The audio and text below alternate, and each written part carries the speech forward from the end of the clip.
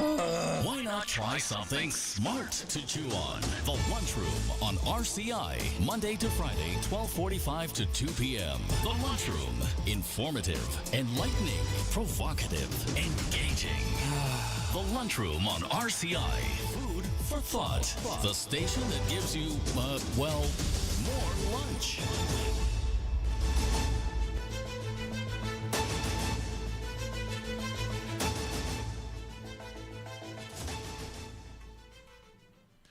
Good afternoon and welcome to the Lunchroom on Radio Caribbean International. It is Tuesday, the 11th of November, 2025, and we are on to program number 1483 of the Lunchroom. I'm your host, Calix George Jr. Now, of course, we are going to be looking at quite a lot that has happened over the past couple of days, and of course, no doubt, the big news being elections coming up here in St. Lucia on the 1st of December.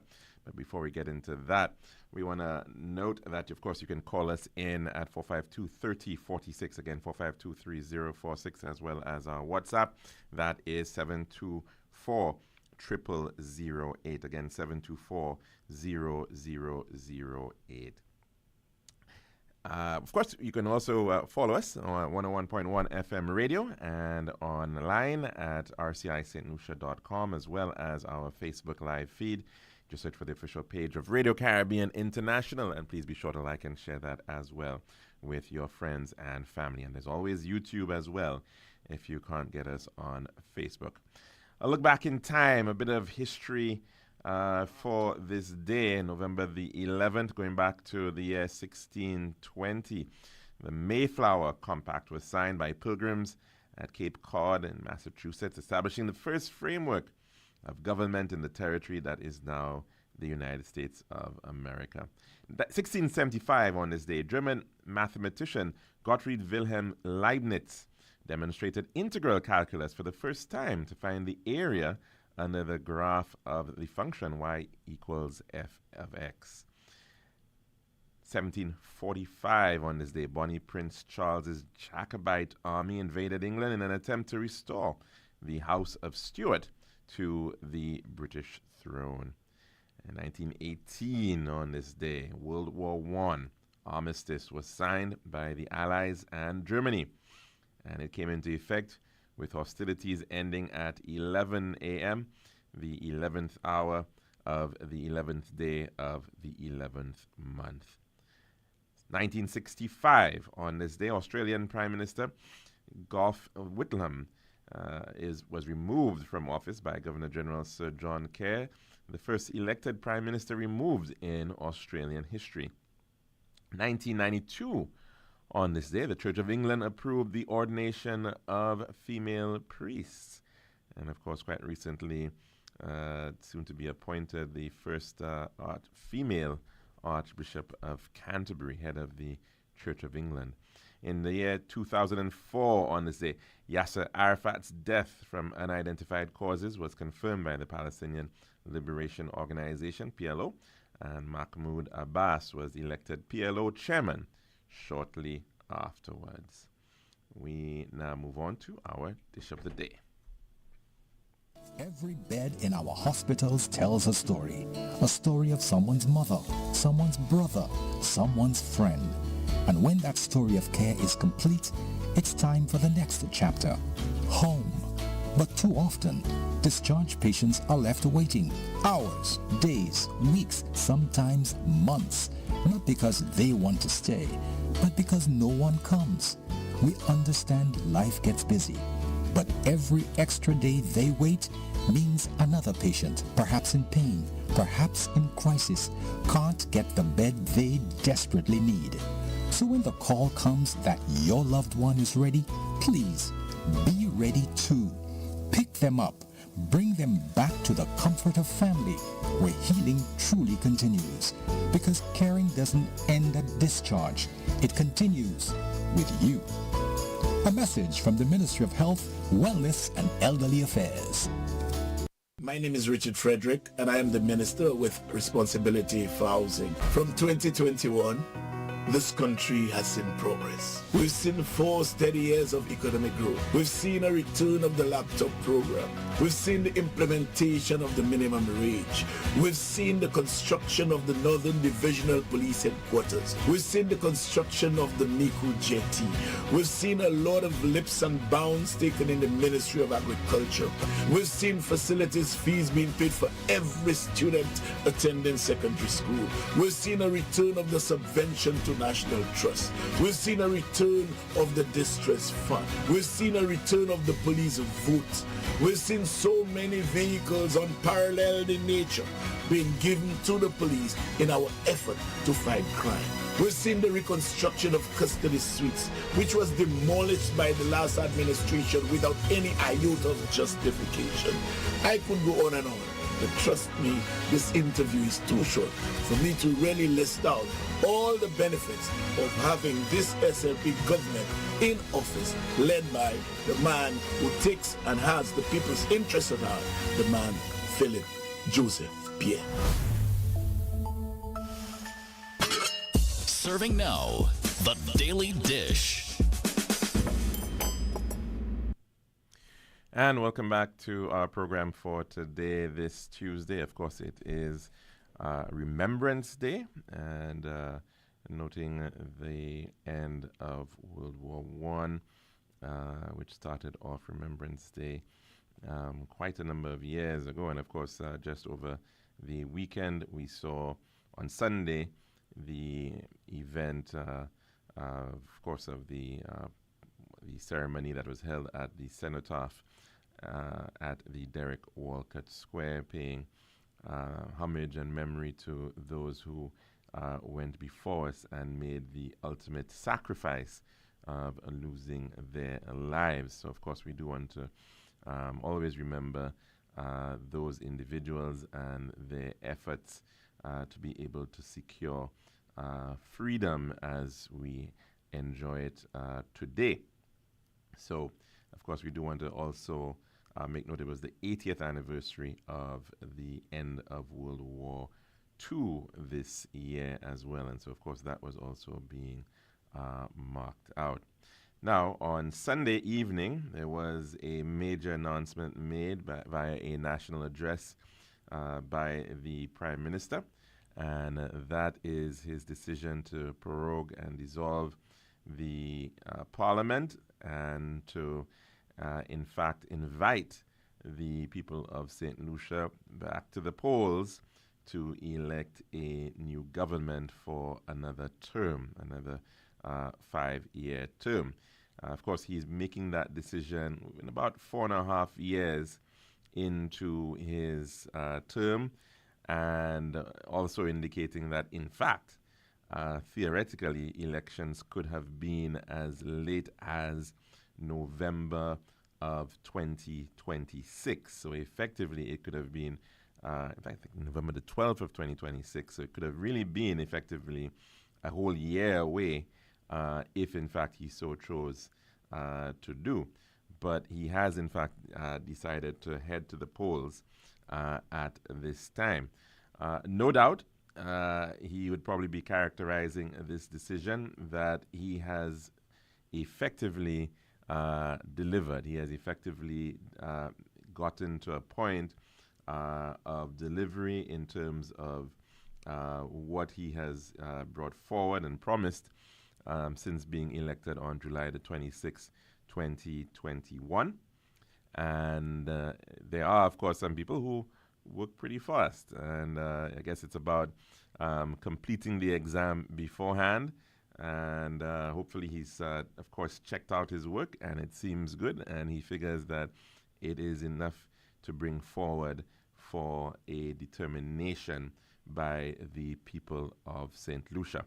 Of course, this time, the St. Lucian electorate will be going to the polls having the benefit of seeing two leaders who have, in fact, been prime ministers of St. Lucia back to back. Alan Chasney between 2016 and 2021, and now Philip Joseph Pierre between 2021 and 2025.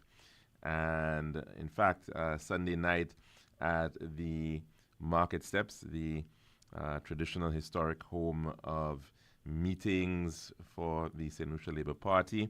There was, in fact, a national rally ongoing there where the political leader of the SLP was part of a reveal of a delivery document, and effectively a document outlining what was achieved by his administration from promises to reality. It looks something like this for the benefit of those who, in fact, may be watching on our live feed. Oh, sorry about that. Yeah, it looks something like that. And, of course, outlining a number of different areas in terms of governance over the period. One issue, of course, that seems to continue to dominate the interest of many individuals, and that is because it has been such an outstanding issue for St. Lucians since the year 2009, September the 9th, 2009, when that fire unfortunately ravaged the surgical wing of St. Jude Hospital and left 3 individuals without their breath of life, and left St. Jude Hospital without a home from which to operate. And of course, since then, they have been moved around, I think first to the V4 school, V4 primary school, and then to the George Odlum National Stadium. Goodness knows how we would have survived without the George Odlum National Stadium. That facility effectively, I suppose you could say, became the sacrificial lamb for managing healthcare, and it continues to hold that burden of being able to be the space through which healthcare is delivered in the south of the island. Thankfully, the stadium had lots of space, I think about 60,000 square feet of space under the of enclosed space, I should also say, under the stands, the east and west stands, and that was effectively retrofitted for the purpose of managing the operations of St. Jude, but clearly inadequate and not built for purpose. And since then, we have seen a back and forth in terms of the strategy with respect to St. Jude Hospital. Originally, it started off the government of the day under Stephenson King, in fact, had originally envisaged that they would do a quick fix of the damaged building, that is the surgical ward, and they, in fact, did also get assistance from the Taiwanese to do a master plan for the facility, as well as some financial assistance from the Taiwanese to work on the surgical building, that building which, in fact, was damaged by fire. But for those of you who know St. Jude, it, in fact, had 3 main buildings, West Wing and East Wing, and the surgical building in the center, as well as additional buildings on the medical campus. And they were not originally factored into that entire development. And of course, we've spoken to the history of St. Jude many a time. It was a hospital, military hospital, which was in the 1960s, 1966 in fact, eventually renovated to become a hospital for the South.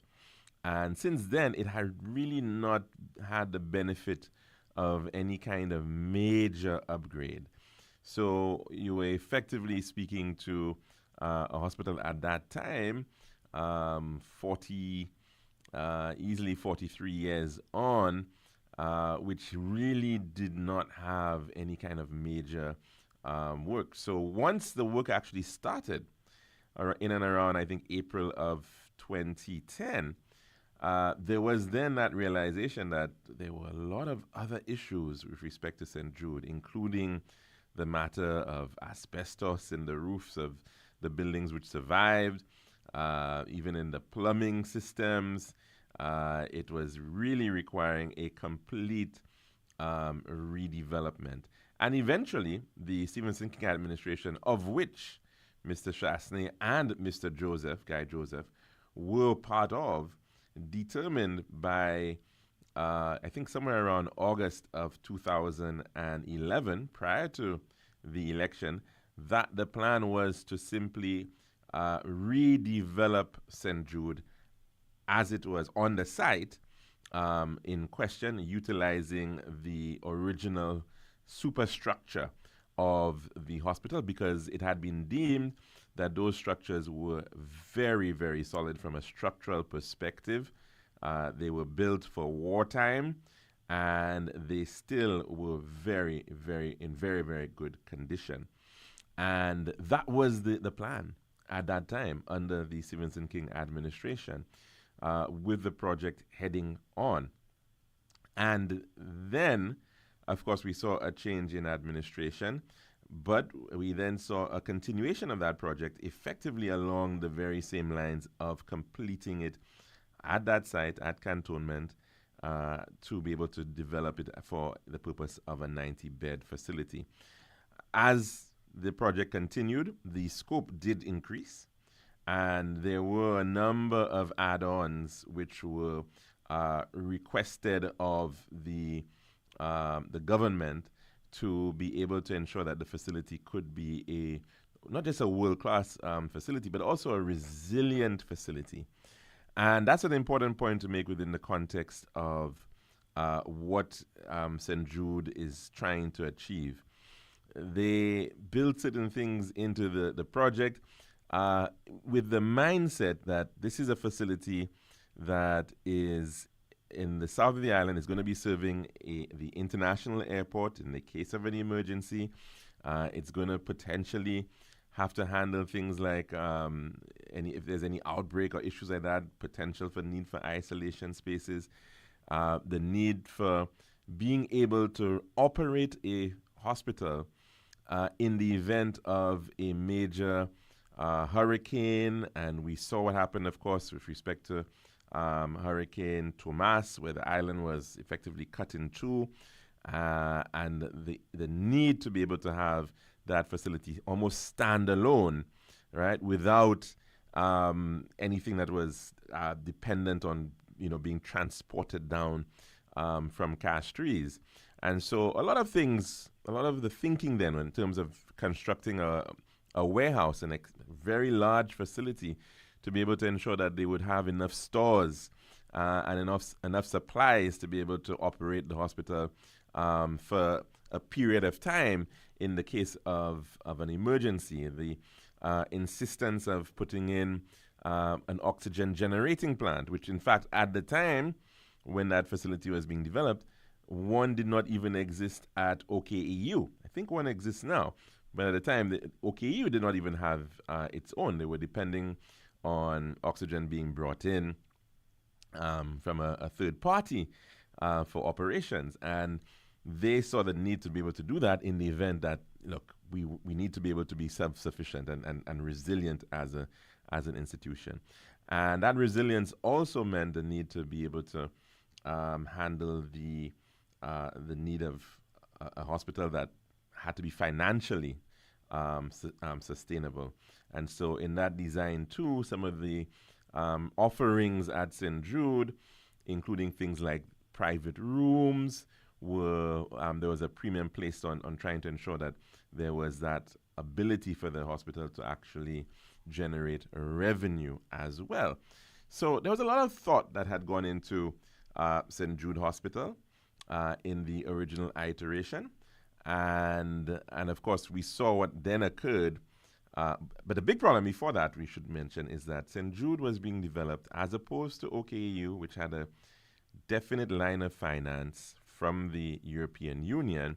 St. Jude was being developed without any kind of major finance provisions.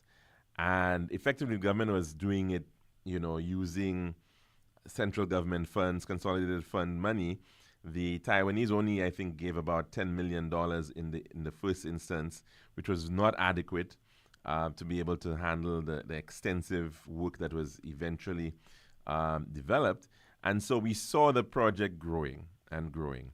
And of course, the costs meant that quite often there were points where the work slowed because there really just was not the kind of financing to be able to keep the project going consistently during those times. And of course, what eventually happened is that the government did get the Taiwanese to agree to provide a $20 million loan to be able to complete St. Jude. That loan took a while to come, and that, of course, caused for some delay. And inevitably, the Kenyan administration was not, in fact, able to complete it within that period of time. But they were pretty close to have been able to complete St. Jude. And so by June of 2016, the project was, in fact, at a pretty advanced stage in terms of work that had been done on the building already, in terms of equipment already being on order. There was a significant amount that, in fact, had been done. Lots of supplies were already on island, simply being waiting to be installed, from the flooring systems to the other materials that were necessary for completion. It was there and it was ready for completion. And in fact, there was the resources to be able to do so. And what effectively we had then, at that point, was a project being stalled. The building was boarded up and effectively left to deteriorate. And we then saw a new project being birthed somewhere around February of 2019. And that project, by July of 2021, still had not been completed. And this was during the period February 2019 to July of 2021, about $120 million was spent on the phase 2, or what is sometimes called the box, or the south wing of the hospital. $120 million, no clear indication as to what was going to be the total cost of that hospital at that point. It was effectively just the superstructure.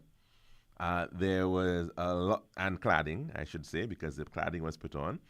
I suppose to give some feeling of completion of the premises, and effectively no electricals, no MEP is in place. There's a whole host of requirements. The FF&E, a lot of things not done, and no real sense as to what that was going to cost.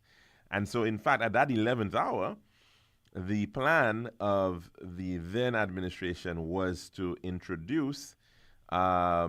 just simply complete the ground floor. And by complete, I mean just to bring it to a point where the facility could then be occupied. Not that it was going to be occupied, but just to bring it up to a point of completion, of practical completion, just for the ground floor. And that would have, in fact, cost, according to the estimates at that time, another $70 million for the ground floor only. Not equipment, not any of that. And that was, in fact, a great concern, because how would then the hospital have even functioned if you would then had to move up to do the first floor level while the ground floor was occupied? So it certainly was not a very wise approach in any case, and had to, in fact, be abandoned.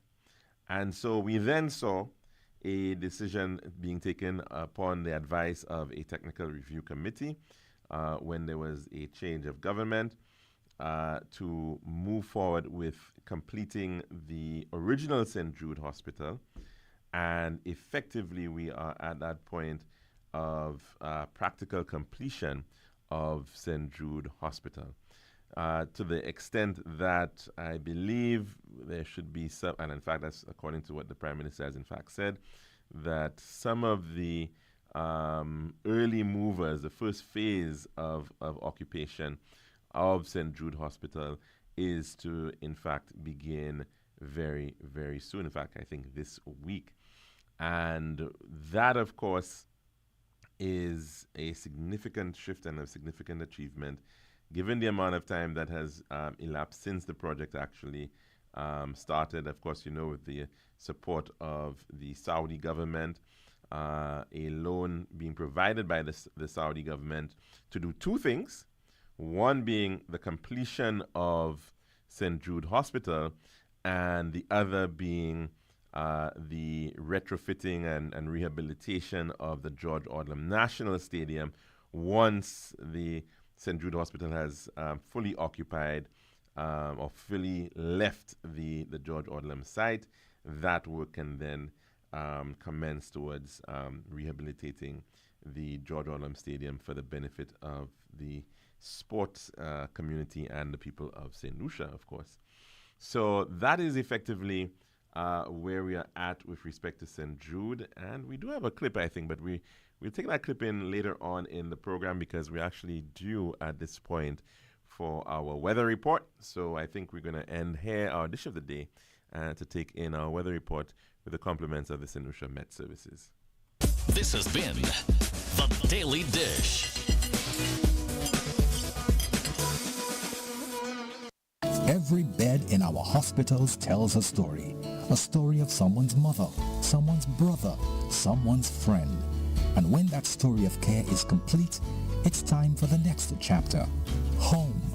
But too often, discharged patients are left waiting hours, days, weeks, sometimes months, not because they want to stay, but because no one comes.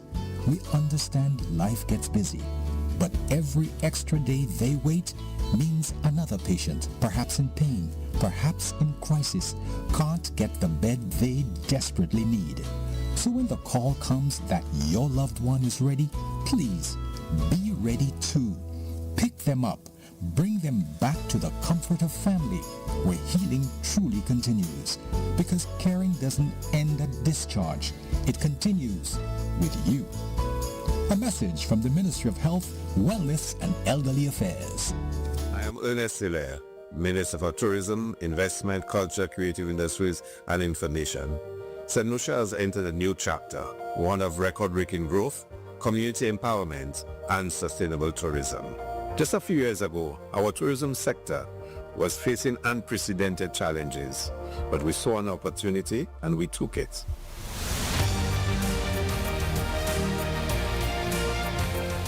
Today, we are proud of what we've achieved. We are breaking records.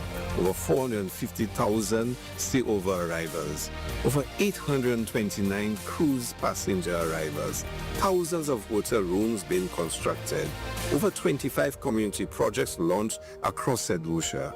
We are making progress. We are transforming the tourism industry. We are putting St. Lucia's first. And for us, it is important that our people participate more in the tourism industry. It's important that our people start owning the tourism industry. We are delivering as we promise. From vibrant carnival expressions to authentic community experiences, we are not just growing, we are growing together.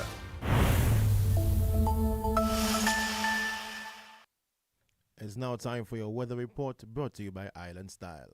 Last year, boy, problems to get shipment of tiles in time for Christmas. This year, Island Style has enough tiles in stock to cover the whole of St. Lucia. And with our Christmas sales starting now, every tile is on sale. Island Style has massive stock, the widest variety, and the very best sale prices on quality tiles and natural stone in St. Lucia. Great deals on beautiful bathroom faucets, vanities and fixtures, tiling tools and accessories. Don't fall for no gimmicks anywhere else. Island Style's annual Christmas sale is unbeatable. Tiles for miles. Deals as far as the eye can see. Start your car, ride your bike, hop on a bus, and hurry down to Island Style Town and Bath now. Castries, Rodney and Viewford. Check Facebook for more details.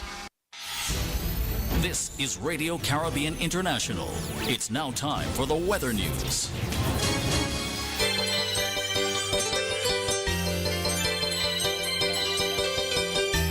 And And the forecast for St. Lucia Valley for the next 24 hours. Winds will be blowing from between the east near 20 miles per hour or 31 kilometers per hour. Weather fair to partly cloudy skies with a few brief showers. Forecast for the Lesser Antilles. Fair to occasionally cloudy skies with a few showers. And your tropical weather outlook.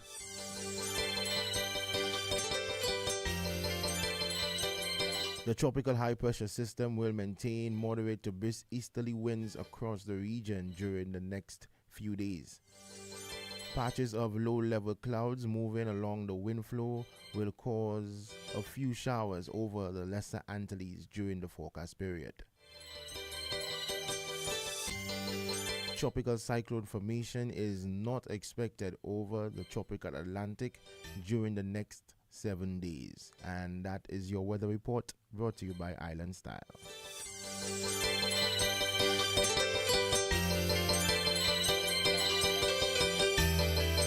This has been RCI's Weather News. For more information, call the Weather Hotline at 454-3452. RCI 101 number 1.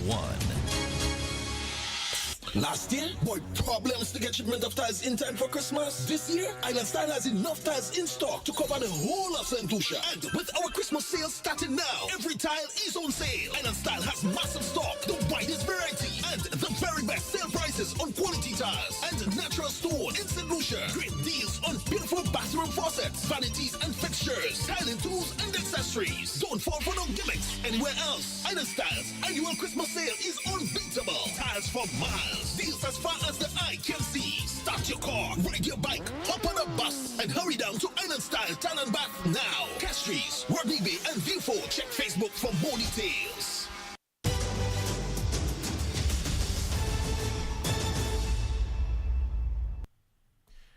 And welcome back to the lunchroom here at Radio Caribbean International. Of course, if you want to call in to tell us what's on your plate today, the number to do so is 452-3046. Again, 452-3046.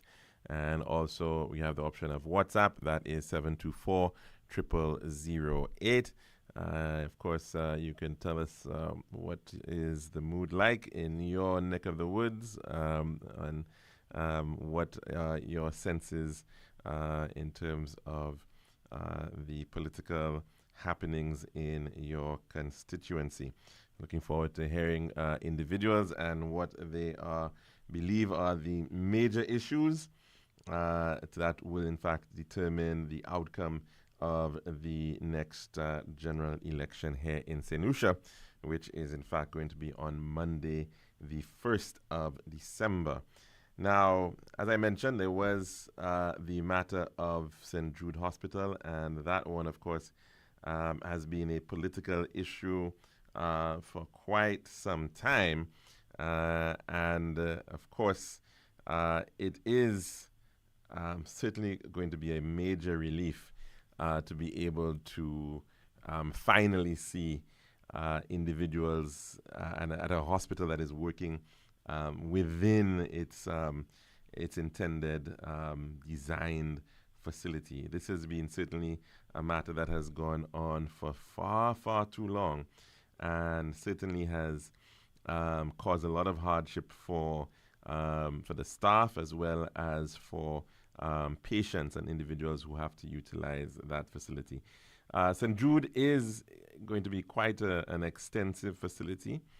Not quite the size of OKEU, of course.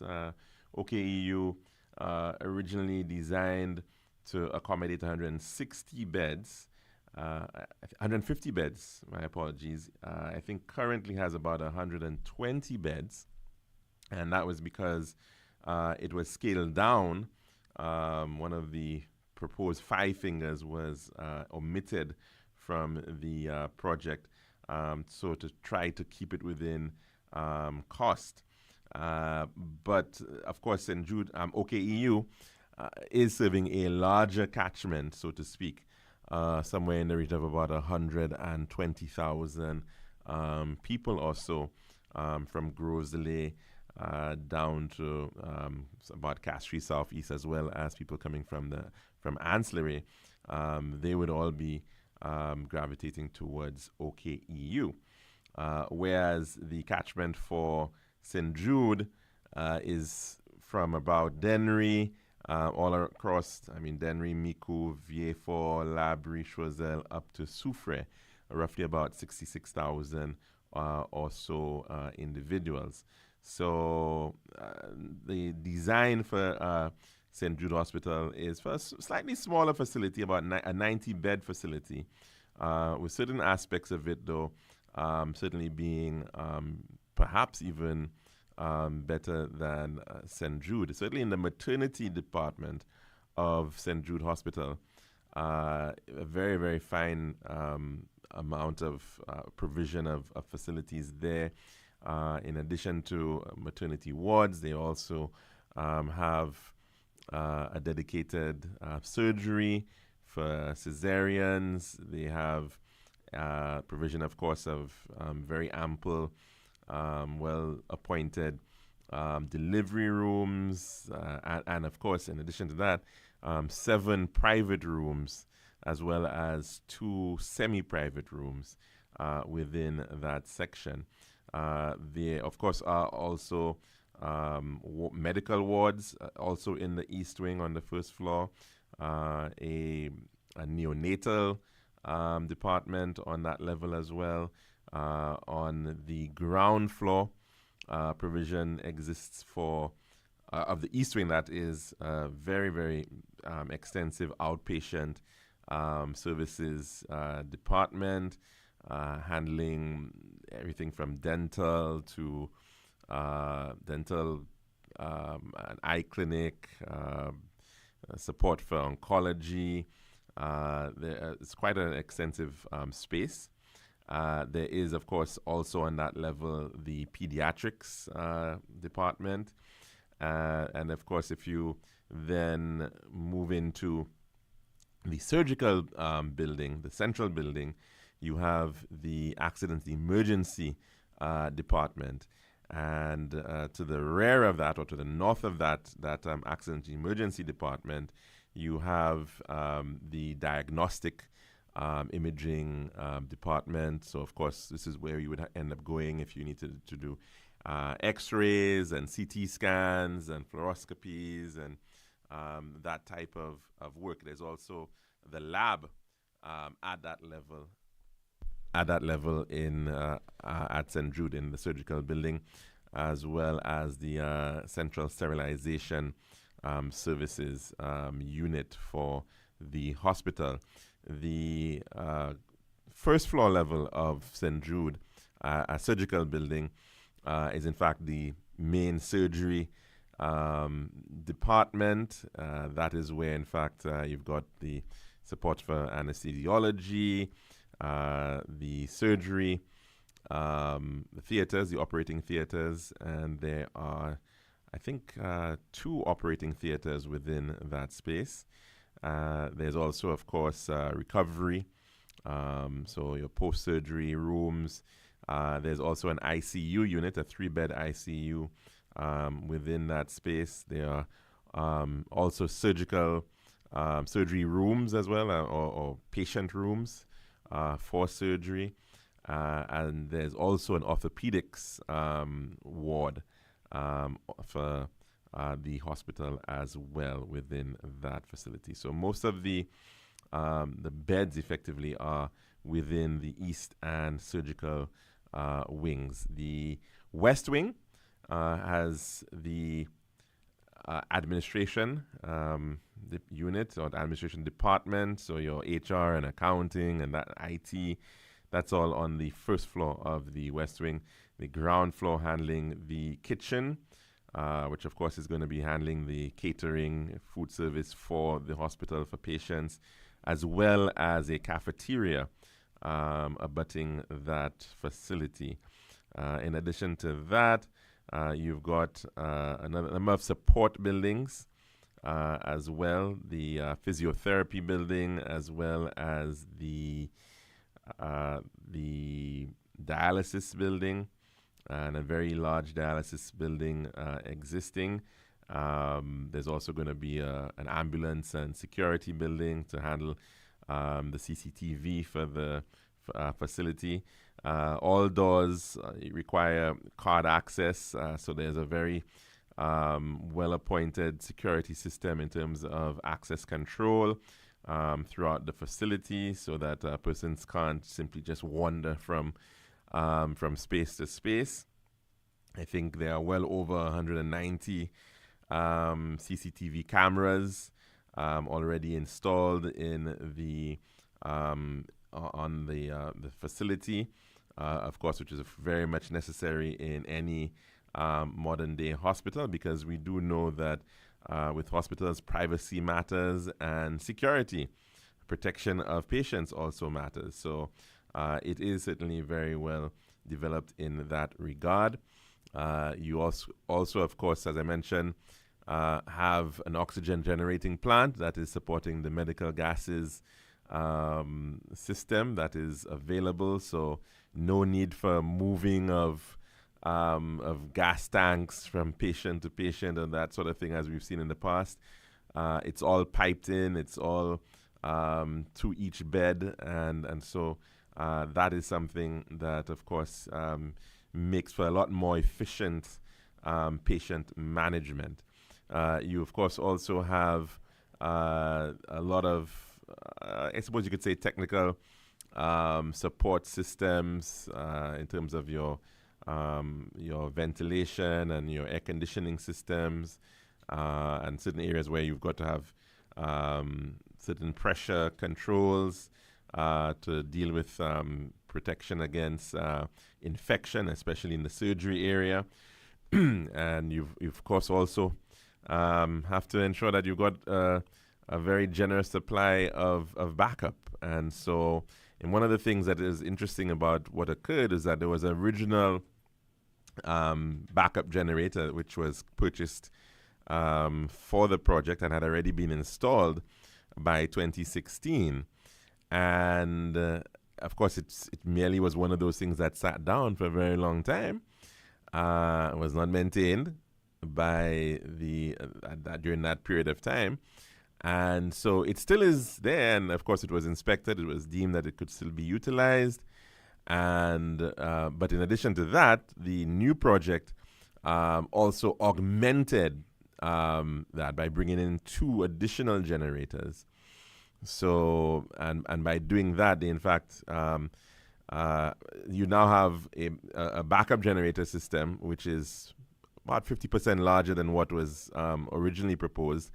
And then you also still have the original backup generator. So you've got actually 2 levels of backup now, which is quite impressive for that facility. Of course, water storage is also a major need. It was actually something that was done under up to in the original 2016 project at that point.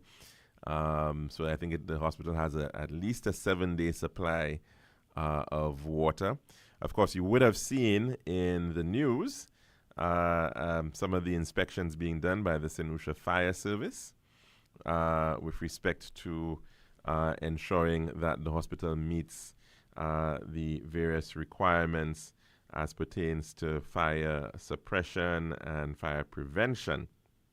And of course, the need for ensuring that you've got the requisite number of fire detectors, the fire suppression equipment, hydrants, and of course at different levels, so you don't have to necessarily depend on one or the other, moving from one level to the next. All of that is in place. One of the elements that one should also mention in terms of moving around the facility is that there are lifts in place. And you would note that a lot of criticism was made of the lifts by Mr. Guy Joseph, when he was Minister for Economic Development. He criticized the ramps that were on the premises, and these were original ramps which existed from the time the hospital was originally built. and they have been upgraded and still are available for use by individuals within the facility. There's an internal ramp as well as an external ramp for the surgical building. But in addition to that, there is a dedicated lift that can handle moving of patients' beds from ground floor A&E up to surgery. So that, of course, is something that is in place and will allow for effective movement of patients. But in addition to that, of course, there's also a public lift for use by persons visiting the facility. So that is also in place. The laundry is also up and running. I think it's one of the units that is in fact going to be commissioned this week. And a very, very modern laundry facility. A lot of things are automated, and we take these things for granted. But in the case of hospitals, because of the volumes that you're dealing with, you're speaking of really on almost like an industrial scale in terms of how these things are managed. So there's certainly a lot of training that has had to have gone on in respect of ensuring that the staff, of course, are capable of running that facility. We, of course, also mentioned earlier on the presence of the warehouse facility, and the warehouse, of course, has to be able to handle a number of different elements. So we're speaking about management of provisions, food stores, yes, but also equipment, medical equipment that has to be stored, pharmaceutical material that has to be stored. And of course, some of these things have to be under cold storage as well as dry storage. So all of that is made available for in terms of storage capacity within that warehouse space. Of course, there is also a wastewater treatment facility towards the south side of the hospital. Right now, most of the civil works have been completed in terms of pavement, paving of the forecourt area and the parking areas for the facility. So certainly a tremendous amount of work to have brought the facility to the point where it is now capable of individuals of the units of the hospital now moving in. Of course, there have been delays in respect of some of the supplies. All of these things, of course, have to come in ordered. A lot of it coming from Asia, and it because, of course, supply chain challenges. We have seen some delays in terms of medical equipment and whatnot. But as they are coming in, you are going to be seeing those that medical equipment being installed so that very, very shortly you can then get to a point where after testing effectively, you can begin looking at full commissioning of that facility in pretty quick succession. So the only other thing I think I have not mentioned in terms of the facility is perhaps the morgue. There was a morgue which had been in fact being completed through assistance from the Mexican government, and that building has been sitting down for quite a while with no cadavers present, thankfully, but it is certainly one of the facilities that is available for use on the premises at St. Jude Hospital. So certainly that is a major achievement in terms of where we would like to see, no doubt, the improvement of healthcare and health services on island. We definitely need the infrastructure and the ability to ensure that infrastructure is in place and adequate to be able to handle the demands on our healthcare system. Beyond that, of course, you have heard the challenges in terms of bed requirements, especially in the north of the island. Certainly, once St. Jude is fully operating, it is going to help in terms of the acute bed shortage that we're facing on island. I think right now, St. Jude is perhaps operating, I think maybe about 60 beds. So certainly the expansion of moving into this facility with the added space is definitely going to help the situation in terms of the overall situation of bed access, which is impacting the north. Because what, of course, has been happening is that a lot of people would have to head north to utilize OKEU, and of course we're seeing the pressure there. But in addition to that, the plan, of course, already being indicated that fifth finger is to be constructed, and that would certainly add another 30 or so beds to the OKEU, which would certainly help in terms of the situation that you find. Lots of people, they go into A&E, they should be admitted or they are admitted, but they cannot actually get into a ward, and hopefully that should be a thing of the past once we can see the full commissioning of St. Jude Hospital, as well as that fifth finger being completed. In addition to that, no doubt, at the primary healthcare level, the ongoing works at the soon-to-be named Dr. Martin Didier Polyclinic, or the Grosley Polyclinic, is one of those other very necessary provisions in terms of healthcare, because we can well understand with 30,000 people living in the north of the island, the need for basic healthcare services at any time of the day or night is very much necessary. And so that hope is to achieve 24-hour operation of that polyclinic for the north of the island. And that certainly would, of course, help tremendously, in addition to the Betty Wells Polyclinic within the Winston Paris Medical Complex, formerly Victoria Hospital. That too work ongoing in terms of bringing that facility up to its full operating capacity as well. So lots to note in terms of healthcare. Certainly still a journey, and still not where the country needs to be in respect of healthcare. But we certainly cannot be speaking to the idea of universal healthcare if we do not have the necessary supporting infrastructure that is going to work to allow for better health access and comfort.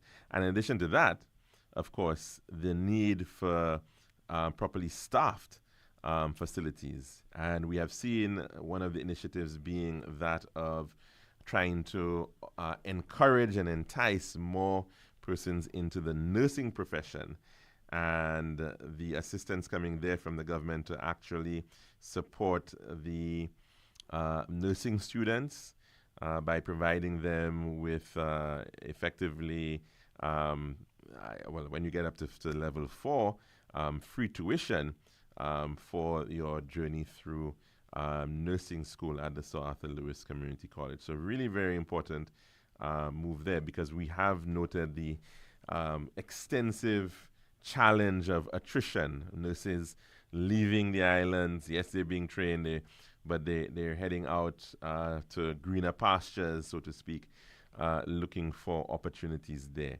And so no doubt that will be one of the major challenges. How do we ensure that we can train more persons, more health professionals, but also try to keep them on island? And this is why, of course, it has been so important to be able to continue to receive the assistance from the Cuban Medical Mission. They certainly have been able to hold the fort for us for many years. And of course, in terms of the support that they have provided by way of scholarships, that is also no doubt another major area of assistance that is very much welcome.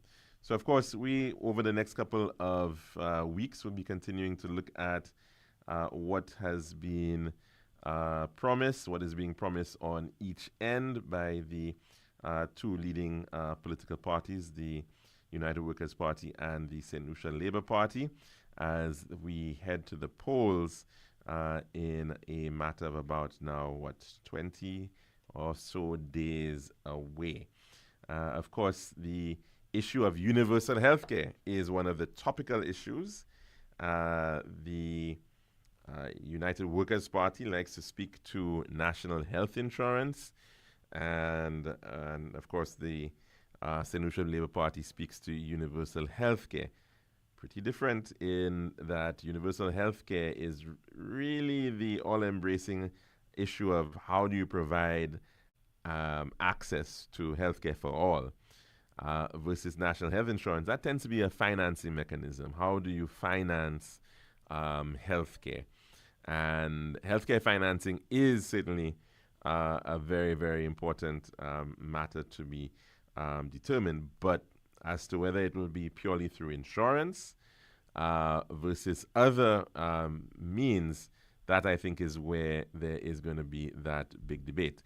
Of course, we've heard the promise of $75,000 coverage for each St. Lucian.